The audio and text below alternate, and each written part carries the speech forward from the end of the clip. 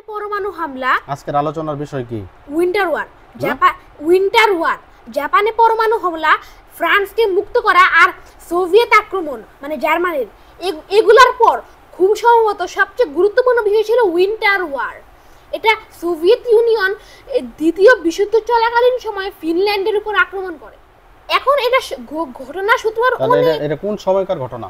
1939 সালের 1939 সালের দিকে। আচ্ছা, এখন এই ঘটনা সূত্রপাত অনেক আগে, প্রায় 100 বছর যাবত ফিনল্যান্ড ছিল সুইডেনের অংশ, সুইডিশ সাম্রাজ্যের। কিন্তু 1809 সালে এক যুদ্ধে রুশ সাম্রাজ্য ফিনল্যান্ড দখল করে নেয়। এরপর 1914 সালে রুশ বিপ্লবের পর যখন রাশিয়া একটু দুর্বল হয়ে যায়, ওই সুযোগে ফিনল্যান্ড স্বাধীনতা অর্জন করে। কত সালের দিকে? 1917 রুশ বিপ্লবের পর। 1917 তে রুশ বিপ্লবের পর অর্থাৎ দ্বিতীয় বিশ্বযুদ্ধ, মানে রেড আর্মি আর হোয়াইট আর্মি গৃহযুদ্ধের সুযোগে। রেড আর্মি আর হোয়াইট আর্মি, তোমাকে বলছিলা রেড আর্মি আর হোয়াইট আর্মি কে জানি? মলশেভিক। এই গৃহযুদ্ধের সুযোগে তারা আলাদা হয়। এই সময় জার্মানি আর ফিনল্যান্ডের মাঝে খুব সুসম্পর্ক ছিল, তারা একসাথে মহড়ায় অংশ নিত। এরপর 1939 সালে যখন এই জার্মানি পোল্যান্ড আক্রমণ করে যুদ্ধ শুরু হয়ে যায়, তখন তো স্টালিন আর হিটলার একটা গোপন চুক্তি করে না? স্টালিন আর হিটলার যে একটা গোপন চুক্তি করে, কেউ কারোর উপরে আক্রমণ করবে না। ওইরকম স্টালিন তো রাশিয়ার ছিল, হ্যাঁ, আর হিটলার ছিল জার্মানির। তারা একটা চুক্তি করে না, কিন্তু স্টালিন হিটলারের উপর মোটেও বিশ্বাস করতে পারছিল না। আচ্ছা, এখন এজন্য এখন তার সবচেয়ে বড় ভয় ছিল সেন্ট পিটারবার্গ এর একটা শহর। হ্যাঁ, সেন্ট পিটারবার্গ। হ্যাঁ, এটা ওই সময় রাশিয়ার মানে সীমান্তবর্তী এলাকা থেকে সবচেয়ে কাছে হওয়া বড় শহর ছিল। এখন আবার জার্মানি এটা পোল্যান্ডের পাশে ছিল, আবার জার্মানি পোল্যান্ড দখল করে নিছে, তাই জার্মানি খুব কাছে। এখন এই রাশিয়া চায় যেন স্টালিন ফিনল্যান্ডকে একটা প্রস্তাব দেয় যে তারা যেন এই ফিনল্যান্ড যেন তাদের এলাকার 18,000 বর্গ কিলোমিটার ছাইড়া দেয়, তারা ওইটা যেন দখল করে নেয়। রাশিয়া ফিনল্যান্ড যেন 18,000 বর্গ কিলোমিটার ছেড়ে দেবে। হ্যাঁ, আর তারা একটা বাফার জোন হিসেবে ইউজ করবে, যাতে সেন্ট পিটার্সবার্গ রক্ষা পায়। Buffer zone. এখন তার স্টালিন কিন্তু একেবারে মাংনা নিতে চাচ্ছিল না। 10,000 বর্গ কিলোমিটার সোভিয়েত ইউনিয়ন থেকে তাদের দিতে চাচ্ছিল। কিন্তু এখানে ফিনল্যান্ডের দুইটা ভাগ হয়ে যায়। যেহেতু ফিনল্যান্ড দুর্বল, অনেকেই বলে রাশিয়ার দাবি মেনে নেয়, অনেকেই বলে এটা স্বাধীনতার লঙ্ঘন। তাই অবশেষে ফিনল্যান্ড রাশিয়ার চুক্তি মানে না প্রস্তাব। এটা ছিল স্টালিনের জন্য বিরাট একটা অসম্মানজনক। এখন স্টালিন তো আর কোনো কারণ ছাড়া আক্রমণ করতে পারবে না। তখন 26শে নভেম্বর 1919 সাল তারা সেন্ট পিটারবার্গকে একটা বিস্ফোরণ হয়, 4 জন নিহত হয়। সেন্ট পিটারবার্গ কোন দেশের শহর তাহলে বললাম? রাশিয়া। আচ্ছা। এখন এটা বিস্ফোরণ হয়, রাশিয়া দাবি করে এটা ফিনল্যান্ড আক্রমণ করেছে, কিন্তু ফিনল্যান্ড বলে আর বেশিরভাগ দেশই বলে এটা রাশিয়া একটা পরিকল্পিত সাধারণ নাটক, মানে নিজেরাই। হ্যাঁ, আচ্ছা, সাধারণ নাটক আর কি। এখন তারপর তারা 30 নভেম্বর 1919 সালে 1939 সালে রাশিয়া আনুষ্ঠানিকভাবে ফিনল্যান্ড আক্রমণ করে। ওই সেন্ট পিটারবার্গে হামলা করছে, এটার দায় দেয়া। হ্যাঁ, তখন এর দায়িত্ব দেওয়া হয় একজন মেজরকে, 73 বছর বয়সী। সে তখন রাশিয়ার না, ফিনল্যান্ডের। তখন সে বুঝতে পারে ফিনল্যান্ডে তো আক্রমণ করলো। হ্যাঁ, এবার ফিনল্যান্ডের প্রতিরক্ষার দায়িত্ব দেওয়া হয়। ও আচ্ছা, ফিনল্যান্ডের প্রতিরক্ষার দায়িত্ব দিয়েছে 73 বছরের এক মেজরকে। হ্যাঁ, তখন সে বুঝতে পারে এই অল্প অস্ত্র দিয়ে সোভিয়েত কাস্টার হারানো অসম্ভব। সে এজন্য বলে কূটনীতিভাবে মেনে নিতে, কিন্তু সরকার মানে না, তার বাধ্য হয়।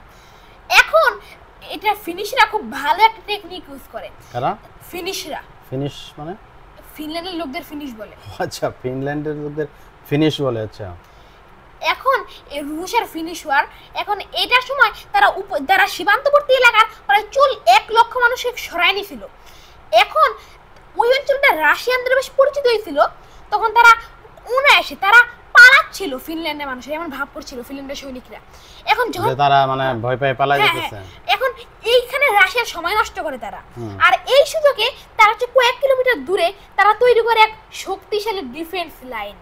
তারা এই ফিনল্যান্ডের তখন তারা মানে ওরা ভাবটা লইছিল যে আমরা পালাই যেতেছি, কিন্তু এই কিন্তু এই মানে সময়ের মাঝে এই সময়ের মাঝে তো ওরা একটা ডিফেন্স লাইন আবার এবার যেন তারা এখান থেকে কোনো সুযোগ সুবিধা নিতে না পারে তাই একে সবকিছু পুরাই দেওয়া হয়, জনগণ আগে সরাই নিছিল, সবকিছু পুরাই দেওয়া হয়, মানে ফিনল্যান্ডের এরা পুরাই দিছে, হ্যাঁ, যে তারা কোনো সুযোগ সুবিধা নিতে না পারে।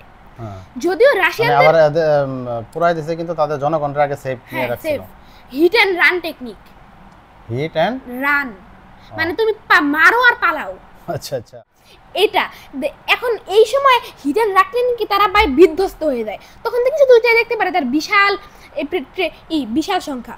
এখন স্নাইপাররা সাদা কাপড় পরে বরফের নিচে লুকিয়ে লুকিয়ে এই যে স্নাইপার মানে ওই যে যারা নিখুঁত অ্যাটাক করে দূর থেকে নিখুঁত ভাবে অ্যাটাক করে, হ্যাঁ, তারা সাদা পোশাক পরে বরফের মধ্যে লুকায় থাকতো, মানে দূর থেকে যেন দেখা না যায়, নাকি সাদার সাথে সাদা মিলায়া। এজন্য অনেকেই তাদেরকে দ্য সেকেন্ড হোয়াইট আর্মি বলতো আর কি, সেকেন্ড হোয়াইট আর্মি। আচ্ছা, যাই হোক, এখন এরকম ভাবে বিধ্বস্ত হয়ে যায় রাশিয়ানরা। তবে পঙ্গপালের মতো ধেয়ে আসা রাশিয়ানদেরকে এটা আটকাতে পারতেছিল না, ক্রমাগত বিমান আক্রমণ। তখন রাশিয়ান ট্যাঙ্কগুলো একটা বিরাট ঝামেলা হয়ে যায়। তখন তারা এটা আবিষ্কার করে ফেলে, রাতে তারা এই সাদা পোশাক পরে স্কেটিং করে বোমা মেরে পালাই দিত। কারা? ফিনল্যান্ডের। তবে তবে স্টেলিন জানতো তাদের অল্প অস্ত্র দিয়ে ফিনিশার জিততে পারবে না, তাই রুশরা যদি লেগে থাকে তারা অবশ্যই জিতবে রুশরা। এর ফলে লাস্টেও তাই হয়। 1941 সালের 15ই মার্চ এই ফিনল্যান্ড অবশেষে আত্মসমর্পণ করে, ফলে এই রাশিয়া প্রায় 25,000 বর্গ কিলোমিটার নিয়ে নেয় ফিনল্যান্ডের। তবে এখানে বলা হয় ফিনিশ বাহিনী হেরেও জিতেছিল, আর রেড আর্মি জিতেও হেরেছিল, কারণ এই যুদ্ধে রাশিয়ানদের প্রায় অনেক ক্ষতি, 2 লক্ষ সৈনিক মারা যায় আর 1.5 লক্ষ আহত, আর ফিনিশদের 27,000 নিহত আর 40,000 আহত। মানে ফিনিশরা তো ছোট, সংখ্যায় কম, এরপরেও এরা মানে অনেক দিন ফাইট করতে পারছে এবং ওদের অনেক ক্ষতি করতে পারছে। এখন এই যুদ্ধের সময় এই সোভিয়েতরা পাগল হয়ে গেছে, তারা 10 লক্ষ সৈনিক পাঠায়, মানে অস্থির হয়ে গেছে, আমরা এদের সাথে পারতেছি না। হ্যাঁ, 10 লক্ষ সৈনিক পাঠায়, যেখানে ফিনল্যান্ডের সামরিক বাহিনী ছিল মাত্র 70,000। তারপর ফিনল্যান্ডে ছিল মাত্র 30টা ট্যাঙ্ক, রাশিয়ার প্রায় 800 ট্যাঙ্ক।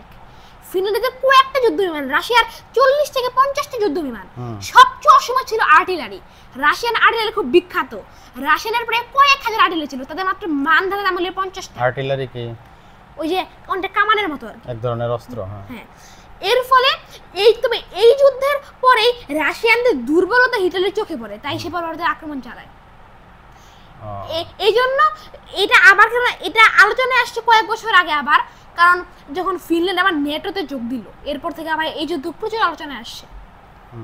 এই জন্যই কি শীতকালে যে যুদ্ধের নাম, এই জন্য কি উইন্টার ওয়ার, মানে শীতের সময় যুদ্ধটা হয়েছিল, এই জন্য নাম হচ্ছে উইন্টার ওয়ার।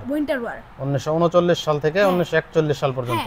এখন তুমি ভাবতে পারো সোভিয়েত ইউনিয়ন তো নিজে একটা ঠান্ডা মতন দেশ, ঠান্ডায় জায়গা হারিয়ে গেল, কারণ হচ্ছে সোভিয়েতরা ভাবছিল আমরা খুব দ্রুত দখল করে নিব, তাই তারা প্রচুর প্রচুর অস্ত্র ছিল কিন্তু পর্যাপ্ত শীত নিবারণের পোশাক নেয় নাই, শীত নিবারণের। আবার যদি তারা সব পুরাইছে, তাই তারা এখন থেকেও কিছু নিতে পারে না। এই জন্য এই যুদ্ধে ফিনল্যান্ডে গেছে সোভিয়েত ইউনিয়ন খুব লজ্জাজনক ভাবে মানে জিতছে, কিন্তু হারছে, কিন্তু মানে লজ্জাজনক ভাবে জিতছে আর কি। হ্যাঁ, লজ্জাজনক ভাবে জিতছে। হ্যাঁ, এই আজকের আলোচনা, এটা হলো আজকের আলোচনার বিষয়বস্তু না? হ্যাঁ, যাক, এটা হলো যদি স্টালিন বিশ্বযুদ্ধে হিটলারকে না থামাইতো, যদি তারা খালি এই একটা যুদ্ধ হতো, তাহলে স্টালিনকে বিশ্বযুদ্ধের মহানায়ক না খলনায়ক বানানো হতো, কারণ সে এত বড় একটা যুদ্ধে এরকম ভাবে। যাই হোক, এটা আজকের আলোচনা এখানেই শেষ। আচ্ছা, ওকে, ধন্যবাদ তোমাকে।